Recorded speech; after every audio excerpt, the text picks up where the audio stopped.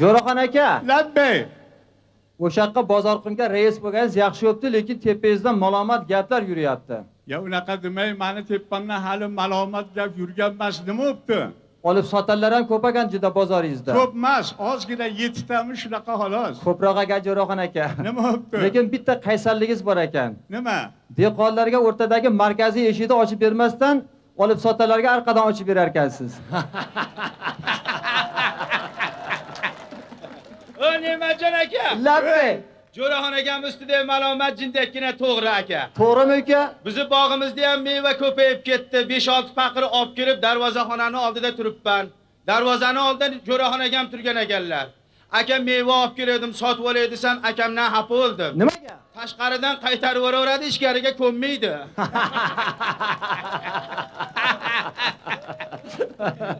Mashhadni ozgina noto'g'ri gapirdingiz. Nimaga aka? Mana sizlar ham meva bilan kelgansizlar, mana ozgina o'tmaydigan meva bilan keldim. Nima bo'ldi? Eshik Jo'raxon akam eshikda turibdi ekan. Ha. Menga qara gapirarki, men seni qo'ymayman deydi. Nimaga? Oldini o'zim yeb ko'raman deyapti. Ey Yo'ldoshxon, Labbay.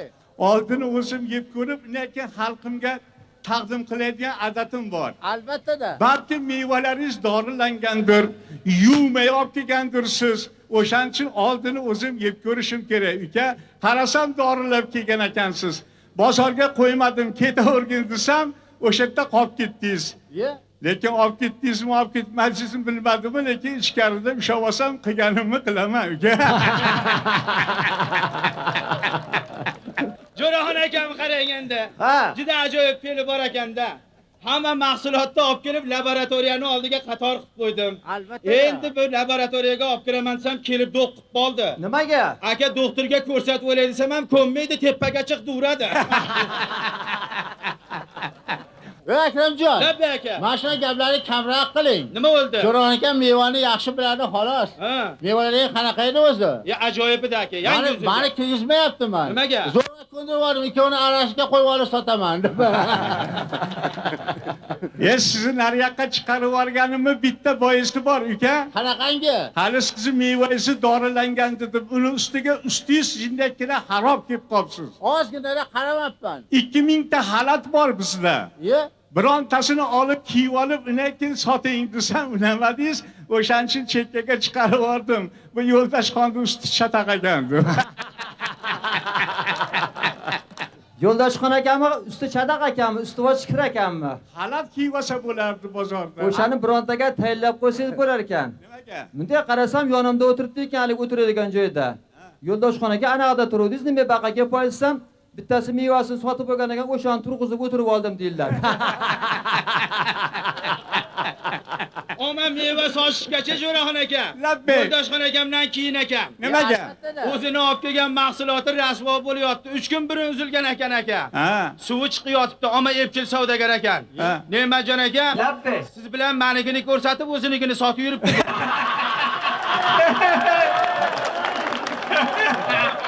Mana shu kelganda men ozgina adashgan ekanman. Nimaga? Bu ulguzi savdo qilarsam Ne'matjon Omari Akramjon ulguzi savdogar ekan. Ha aka. Tepamga kelib turib olibdi, turishini ichib bildim.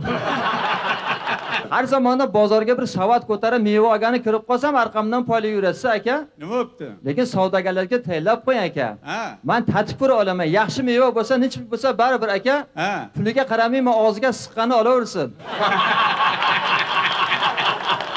Biz o'sha bozorqimda qanaqangi chiqimi bo'lsa, hammasini bilamiz aka. Shunaqami? Yatta ishlaydiganlarga pul berish kerak, qolgan pulni davlatga ham topshirish kerak. Salomat. Bu Yo'ldoshxon akam shunaqa qilgan, urushib berdim aka. Nima dedingiz? Hattashiga pul bermabsan, eshidan kirayotganda nima bo'lganisi ham, kirayotganda ham berganim yo'q edi deydi.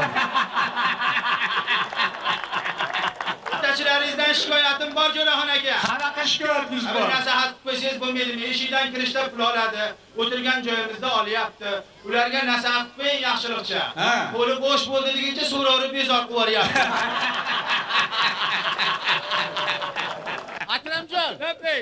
Bu mashhad kelganda ozgina xomroq gapirdingiz. Nimaga aka? Mana Ne'matjon bozor qilishni bilmaydi. Ha.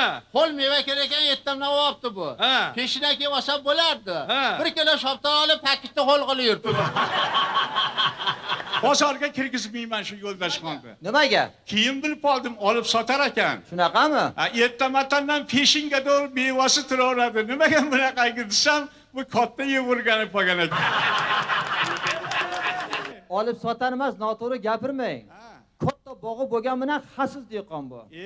Bo'lmasa bir qiz dehqonlar bozorga mevani olib kelib 1,5 kilo qolganda bittasiga berib yuborib ham ketaveradi, lekin bu xaslik qiladi. Nima qiladi? O'tgan kuni ozgina mevasi qolgan ekan, yo'ldoshxon aka nechta pul beraman sen, nima deding? Nima dedi? Cho'ntagingda puling bo'lgan bo'lsa tortib beraman.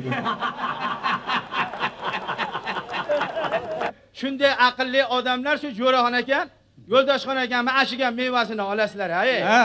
Buni mevasini olmaylar. Bizda yangi uzilgan ajoyiblari bor. Shunaqami? Hayronman Ne'matjon aka. Labbe.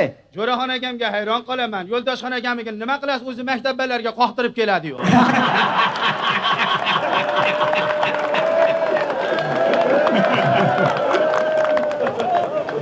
Akaramjon meva oladilarmi? Olganlarini ko'rganim yo'q aka. Qana bo'lar ekan? Jo'raxon akam juda narzi to'g'liq o'rganib qolgan. Bozorda gap ko'paymasin deb umuman meva olganini ko'rmayman. O'zlari sallona solib uyga ketadilar aka, marqasdan olib boradiganlar bor.